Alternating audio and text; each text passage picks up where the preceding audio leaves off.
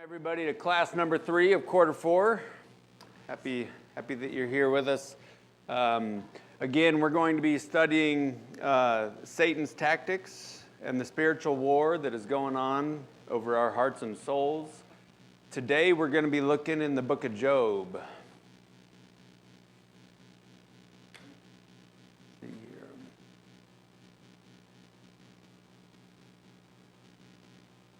So if you are one that likes to turn, then feel free to go ahead and turn to Job. We'll be looking at a few passages there. If you like, I'll have the scriptures up on the board as well.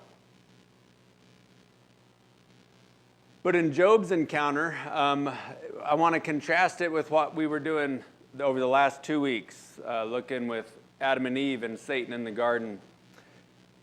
That was a more personalized temptation. Where Satan was going and he was deceiving and tempting Eve. This time we're going to be looking at how Satan just might do an outright full frontal attack on our lives and what that might look like.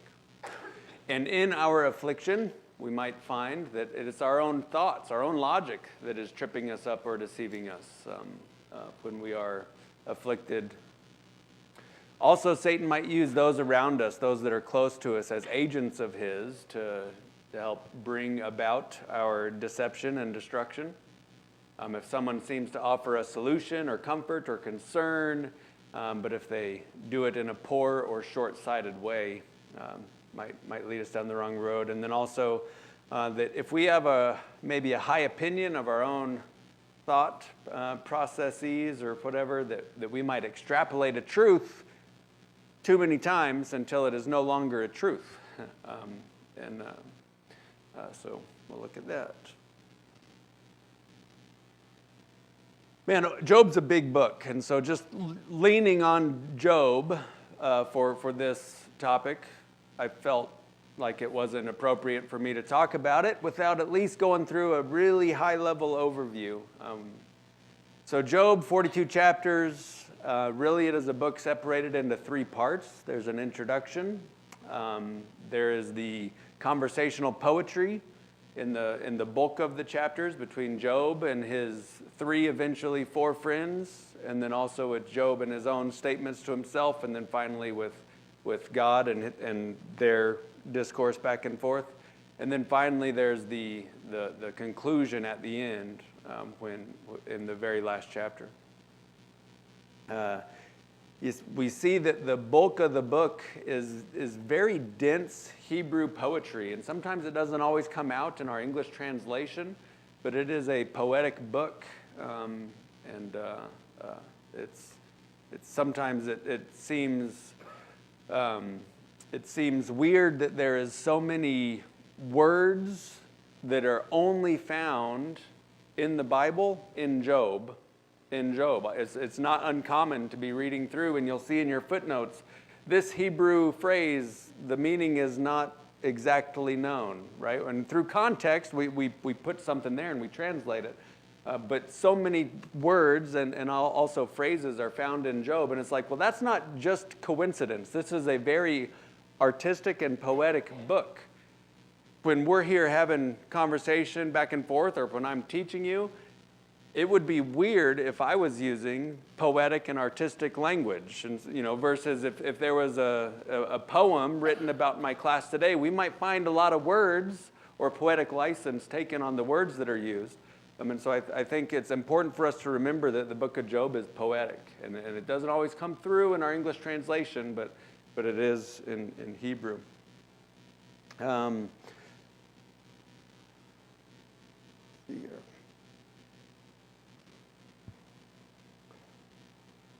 So in Job 1:1, kind of looks like Job I didn't notice that until I already clicked the save button. But in Job 1:1, there was a man in the land of Uz whose name was Job, and that man was blameless, upright, fearing God, and turning away from evil. Right away, we see a couple of things that make Job semi-unique. One, Job doesn't appear or seem to be an Israelite.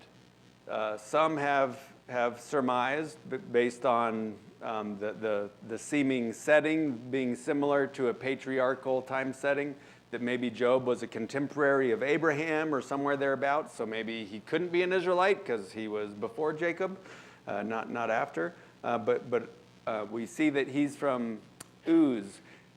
That's an actual place. It's not in Israel, but it is near the deserts of Arabia. And so this setting of Job, this man, not an Israelite, not in Israel, I think makes Job a great example of a book that shows us that the whole world is God's. Even in the Old Testament, God is not only concerned with the descendants of Jacob, but everyone. Also, Job's friends that come to him are not Israelites either. His fourth friend has a Hebrew name, but he also is not an Israelite or from Israel.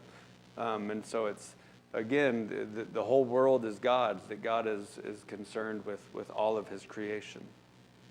Job also, the author gives us no historical setting, and so, like I said earlier, some people have assumed or believe that they have evidence that demonstrates that it is a pre-Israel book of the time of the patriarchs.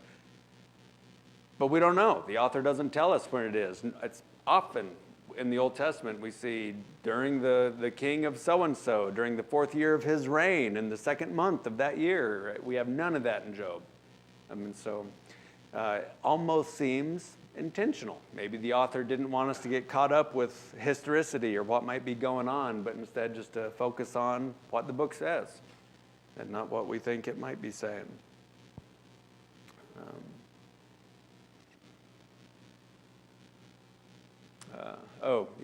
Psalm 24, verse 1. The earth is the Lord's and all that it contains, the world and those who dwell in it. The whole earth is God's. As the creator, he is not only concerned with the nation of Israel, but the whole world.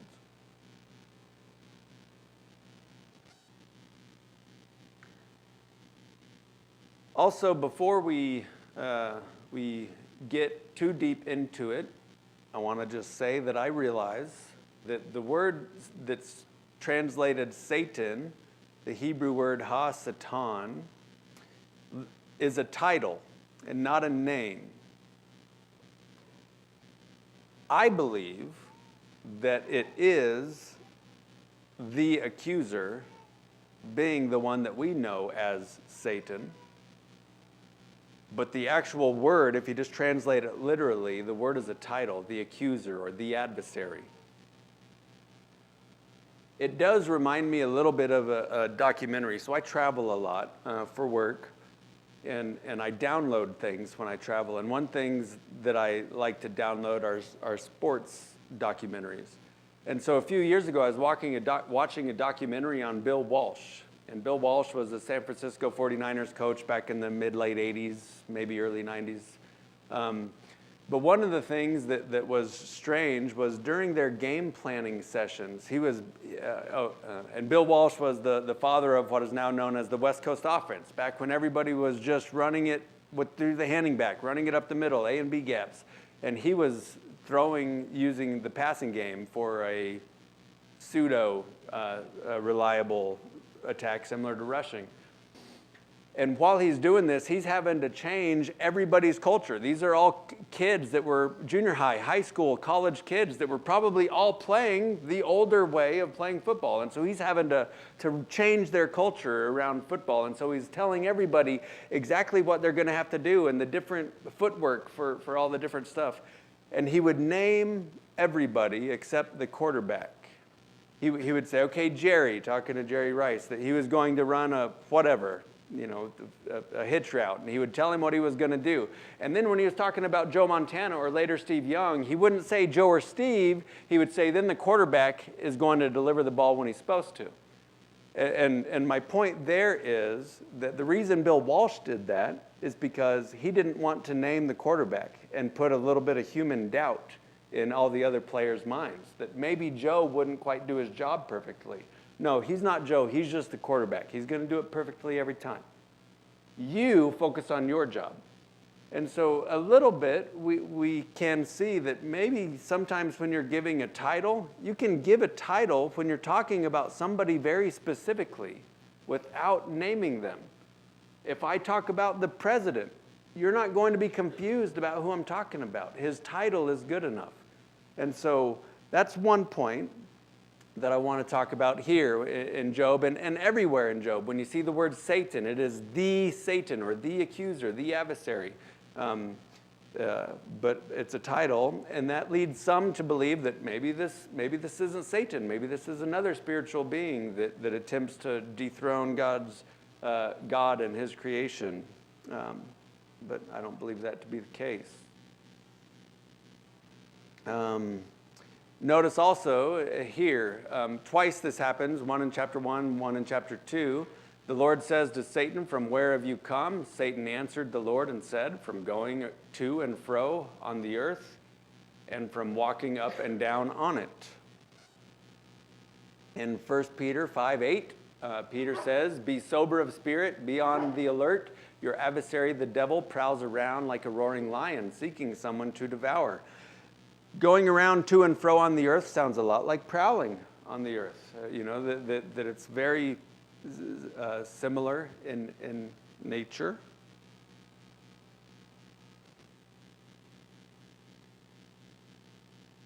Also, a couple of times in Revelation. Now, the words are different. The word in Job is from the Hebrew lexicon. The words used in Revelation are going to be from the Greek lexicon, and so they are different languages to start with. But the word for the accuser and the word for the adversary in Greek is used in Revelation chapter 12 and verse 9. It's also used in Revelation chapter 20 and verse 2 in a very similar passage. It says, "And the great dragon was thrown down, the serpent of old, who is called the devil and Satan," and accuser, adversary, "who deceives the whole world. He was thrown down to the earth, and his angels were thrown down with him." I think it just shows us that it's probably talking about the devil. And then just on a day when I'm needing a little bit of extra humor, I thought this was great. So if you guys have seen the 1986 movie Three Amigos, then you are familiar with Lucky Day's speech when he is there talking to the villagers, and he says, "For some, shyness might be their El Guapo. For others, a lack of education might be their El Guapo. For us, El Guapo is a big, dangerous man who wants to kill us." And he's here talking to the villagers who are scared of this enemy of theirs, El Guapo, who is coming who continuously comes back and ravages the village, and now they have no more that they're willing to pay him, and so he's going to come destroy him and kill him. Is what he's worried about. And my point here is that for some, maybe Satan is somebody that's dealing with them on the inside. Maybe their adversary is someone else. For us, our adversary, our Satan, is a big, scary devil that wants to kill us, right? And so the whole point of Job, even if you want to argue that it's not the Satan, the whole point of Job still rings true. Our adversary is a devil prowling around like a roaring lion, seeking whom he may devour. And the point remains.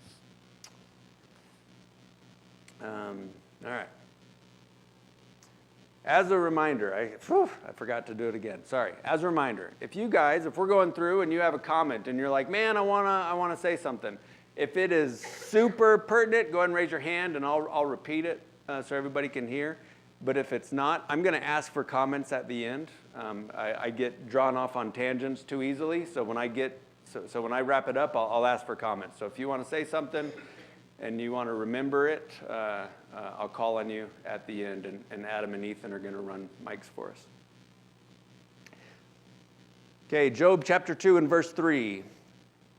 The Lord said to Satan, "Have you considered my servant Job? For there is no one like him on earth, a blameless and upright man, fearing God and turning away from evil. And he still holds fast his integrity, although you incited me against him to ruin him without cause." So this is after Job's family and Job's servants and Job's livestock and his other belongings have already been destroyed by Satan. Job didn't sin. It didn't work. Satan already came to God and incited him against Job and accused him of, he only loves you because you bless him. And so he comes back and he's telling him this time that didn't work, Satan. Everything that you did, it didn't work. And following up, Satan answers the Lord and said, skin for skin. Yes, all that a man has, he will give for his life. However, put forth your hand now and touch his bone and his flesh. He will curse you to your face. So the Lord said to Satan, behold, he is in your power. Only spare his life. So Satan is now allowed to touch him, to harm Job himself. He's just not able to kill him.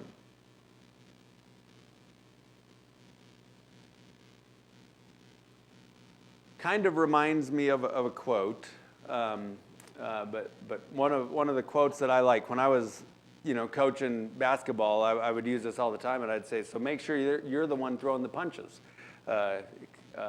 Maintain your plan. But Mike Tyson, in 1987, he was getting ready for a fight against Tyrell Biggs, and he was, in the interview, was asked about Tyrell Biggs' strategy and how he might, foil Tyson's advances.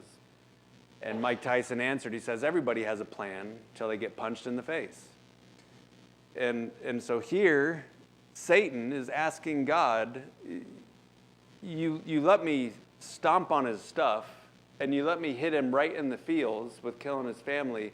Now let me punch him in the face. Let me really do something to him, because your precious Job isn't going to stand up to the praise that you've been giving him.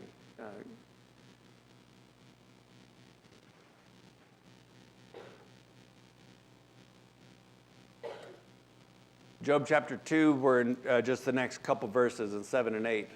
Then Satan went out from the presence of the Lord, and smote Job with sore boils from the sole of his foot to the crown of his head. And he took a potsherd to scrape himself while he was sitting among the ashes.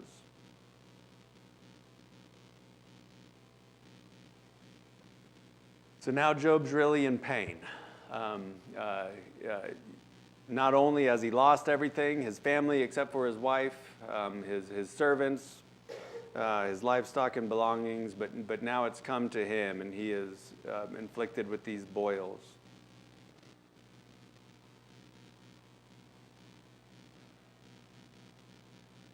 Back a few verses, in verses 20 and 21. Then Job arose and tore his robe and shaved his head and fell to the ground and worshipped. He said, naked I came from my mother's womb, and naked I shall return there. The Lord gave, and the Lord has taken away. Blessed be the name of the Lord. So here's Job's response after the first onslaught, after not himself, but after everything else was taken to him. And it is said that in all this, Job didn't sin.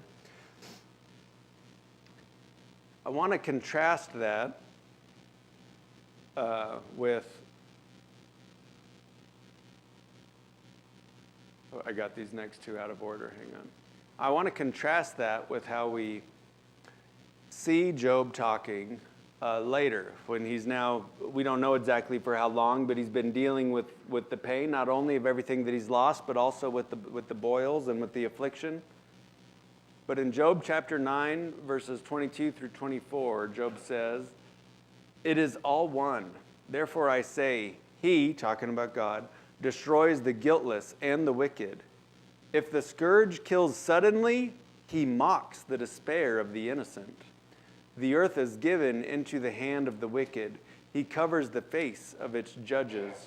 If it is not he, then who is it? Looking at that response that Job had in dealing with losing all of his belongings and family and livestock. And he says, the Lord giveth and the Lord taketh away.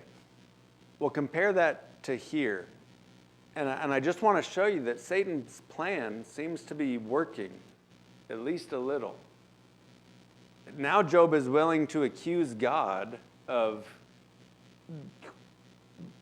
killing the innocent, of taking pleasure in their pain.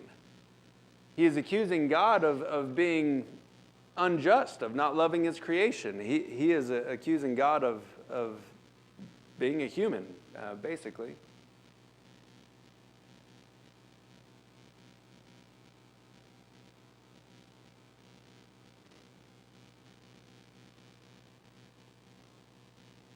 Also, when he's talking to his wife, I don't think I did have this out of order. I think I glanced at Job 2 and thought it was the wrong slide. So also, after the second onslaught, when he's talking to his wife says, curse God and die. And then Job says, but he said to her, you speak as one of the foolish women speaks. Shall we indeed accept good from God and not accept adversity? In all this, Job did not sin with his lips. All right.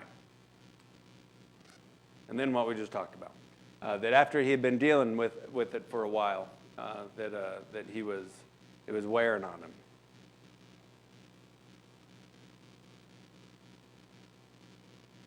So Job has this accusation against God that God is the one dealing treacherously or evilly with the earth.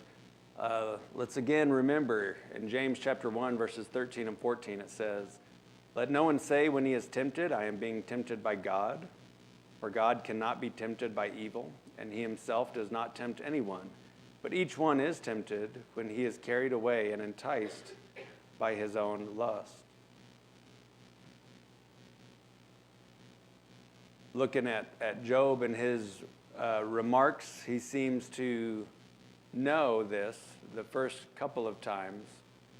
But again, even though that was his plan, when he's getting continuously punched in the face, he seems to forget his strategy.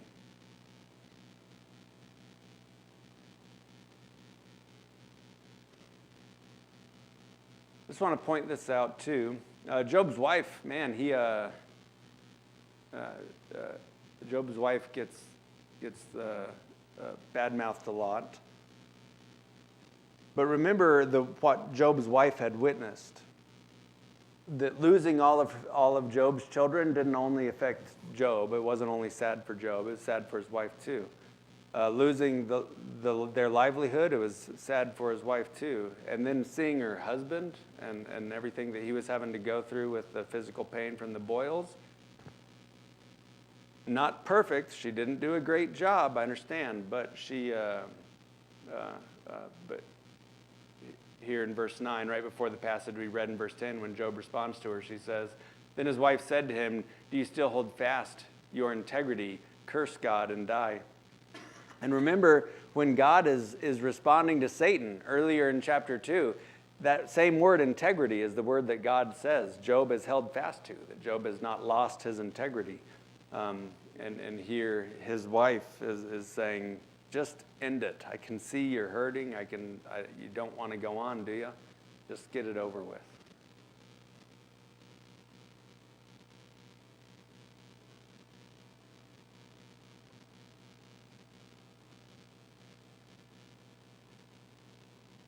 In Job chapter 2 and verse 11, his friends do not do a very good job of their intent. But I want to make sure we notice what their intent was. So this is after they heard of everything that Job's going through. Now, when Job's three friends heard of all this adversity that had come upon him, they came each one from his own place. Eliphaz the Temanite, Bildad the Shuhite, and Zophar the Naamathite. And they made an appointment together to come to sympathize with him and to comfort him. So man, you read the rest of the 39 chapters, and they do not sympathize and comfort him. At one time, they're even making up sins that Job must be guilty of, accusing him of doing horrible things to widows and other things. They're coming up with reasons that he must deserve what he's going through. especially the first three, fail at this. The fourth gives a little bit of a nuanced or sophisticated answer, but he starts from the exact same assumption of the other three, that the world works how they believe the world works. And the friends just do a horrible job with what they started out wanting to do. Makes me remember that not always do our intentions mean anything. Job's friends had great intentions to sympathize with and comfort him. But man, you know what they're remembered for? They're not remembered for their intentions. Here, thousands of years later, they're remembered for their failures and for their unwavering stance on the false assumptions that they had.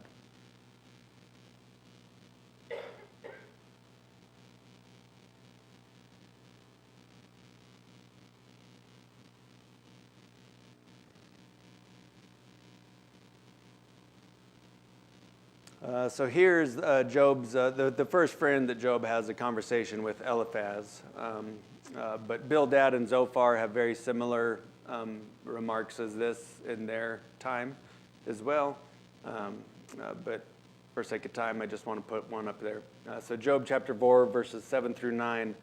Remember now, whoever perished being innocent, or where were the upright destroyed? According to what I've seen, those who plow iniquity and those who sow trouble harvest it. By the breath of God they perish, and by the blast of his anger they come to an end. So here, Eliphaz is laying the foundation for the assumption that probably Job, especially from some of his responses and answers towards God, it seems like he has the same assumption or same worldview.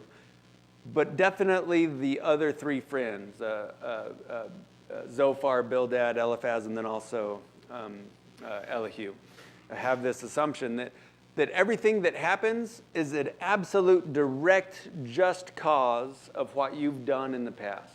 That if you are being blessed or luxuried, being given luxury now, then you know what? It must be because you were really good a few days ago or however long ago.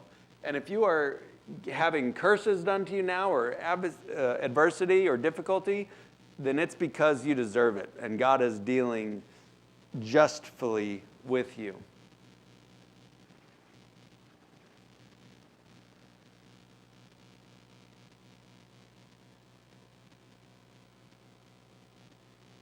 And there is a danger that we see here in their extrapolation. All of his friends start with a truth that God is just. And from that truth, they extrapolate it until it turns into this lie. And especially in the religious world around us, I think those same type of extrapolations are common and easy to spot. I think I put it on here. Let me see. Yeah.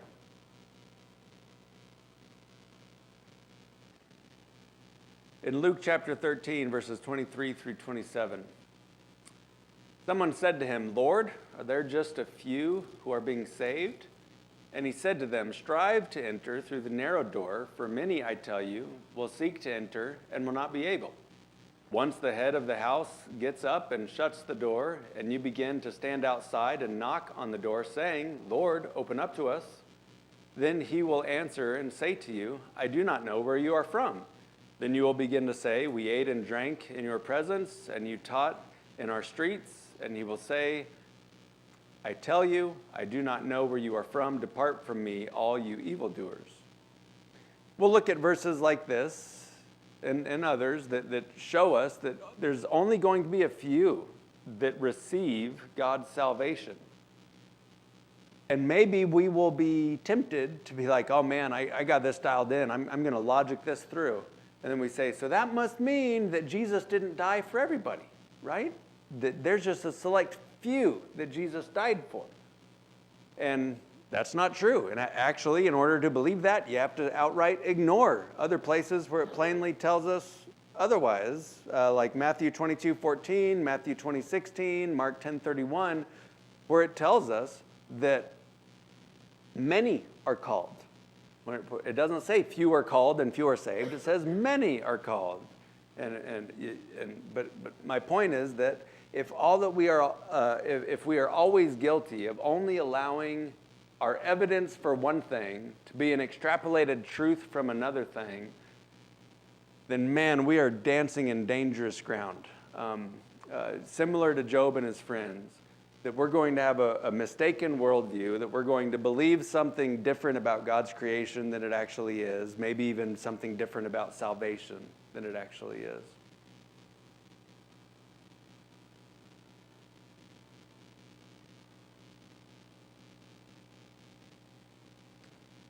All right. I think I skipped something.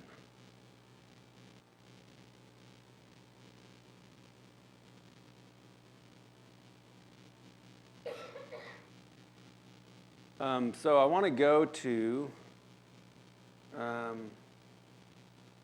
let's go ahead and do, I have a couple of responses to Zach's, leave that for Jake next week. Next, so let's go ahead and do questions. Ethan and Adam, if you could get a couple of microphones and see if anybody has any comments.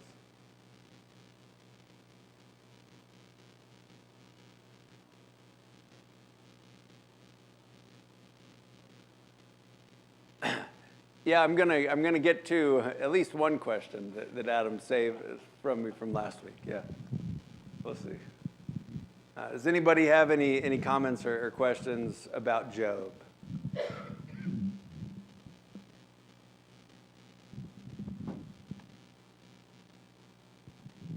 Yeah, Richard.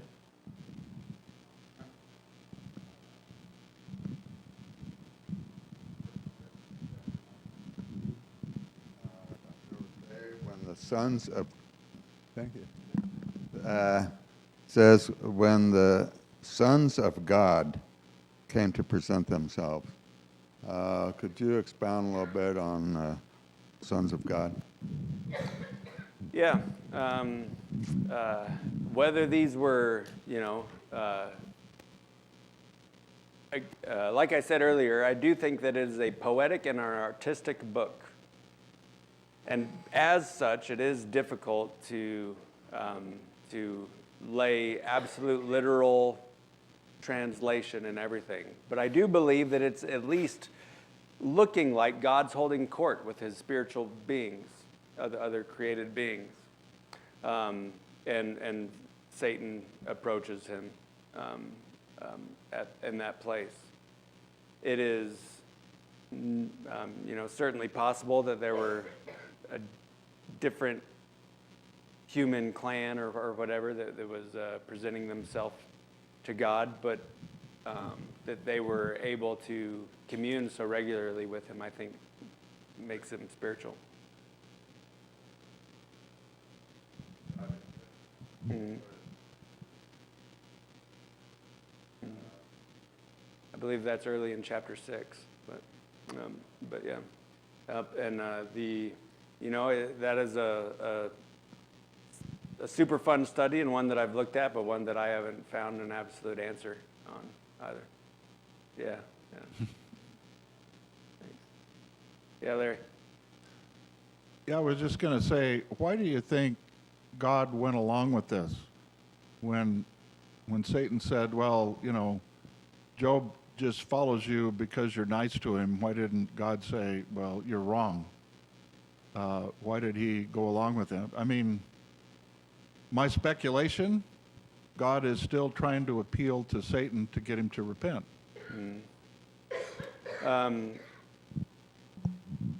I also think, Larry, that oftentimes when we go through hardship in our lives, that we misunderstand the point as much as we think that we are the point. And so certainly Job, by himself, didn't deserve the difficulty that was going on. And if we are talking about what is right and wrong with Job, and that is where it stops, then absolutely. Why in the world did God go through with this? Job didn't deserve it in the first place. But I think the point is that the point is God. That God was being accused by Satan, and here he is being accused in his courtroom with others around him, and God's name being blasphemed is worse than me going through pain. And so if me having to do things to stop that, go through things to stop that from happening, that is absolutely just and right and appropriate. And I think that hopefully starts to answer your question, at least where I come from by it. Yeah. Okay.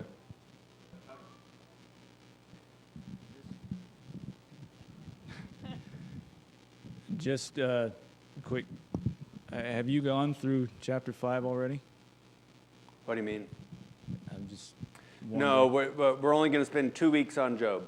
2 weeks? 2 weeks. Okay, so Yeah. then. So we're not So studying. then, Yeah. yeah, that's, so in chapter 1, verses 20 through 21, can you expound upon how all of that is, how God keeps that in perspective as far as those 2 verses? 20 and 21. Yeah.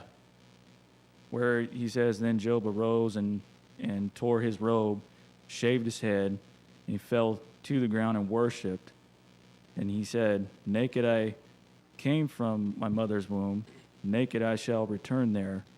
The Lord gave, and the Lord has taken away. Blessed be the Lord.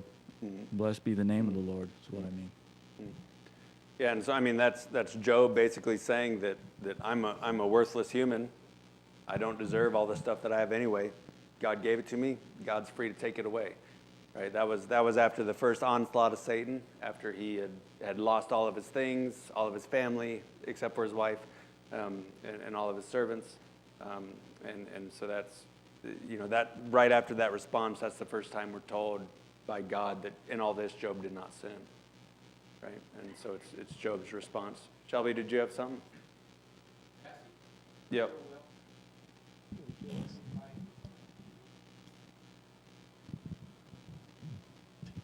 It kind of almost fits into some of these questions we had in Ecclesiastes. This just really fits the book of Job so well. When times are good, be happy. But when times are bad, consider God has made the one as well as the other. Yeah, that's great. Yeah, just fits in real nicely with that God gives and God takes away. Yeah, Dana. Hey, Jake, real quick. There's always times that you read through this and you see things you hadn't seen before. In both times in chapter 1 and 2, when the devil is there talking to God, he says, you strike out, you reach out your hand and strike Job. Yeah, and it but was he never- capitalized in your text. Yeah. So I'm wondering if the devil is trying to sow discord, because at this, since God didn't do it, he says, I'm not going to do it, but you can. Yeah. He's not actively persecuting Job. And I'm wondering if Satan's trying to tempt God in that way to say, okay, if this is your guy, you turn against him. And maybe that would sow discord between man and God, saying you are actively persecuted. So I actually had 2 slides dedicated to that, but I took them off. The only reason I did is because in reading through it, in chapter 2, when Satan and God are having their discussion again, God tells Satan that Satan, incited God to deal with Job, and so God seems to also agree that God did it by allowing Satan to do it. That's in early chapter 2, and it's the only time God and Satan are talking to each other in chapter 2. All right. I'll go ahead and show this next slide. But in Balaam and the talking donkey, I know last week you guys talked about how Eve didn't seem to be surprised that the snake was talking to her. The only other time there's a talking animal in Scripture is here. And you know what? Balaam isn't surprised either. He's angry, but he ain't surprised that the donkey's talking to him. In fact, he even responds to him again. And he doesn't like respond out of nature the first time and then get surprised the second time and then be like, oh, he responds to him again. And basically says, you're lucky that I'm only beating you with a stick. If I had a sword, you'd be dead. And so I do think that again, we can, look at the things that are recorded for us in the Bible, and not everything is. Feelings aren't always recorded for us. It's the words that are written. And so it's hard for us to believe that, oh, he wasn't surprised. He probably was surprised. It just doesn't tell us that he was. And so I think that's important to know. Thank you guys very much. I'm already a little bit over, so we better end it.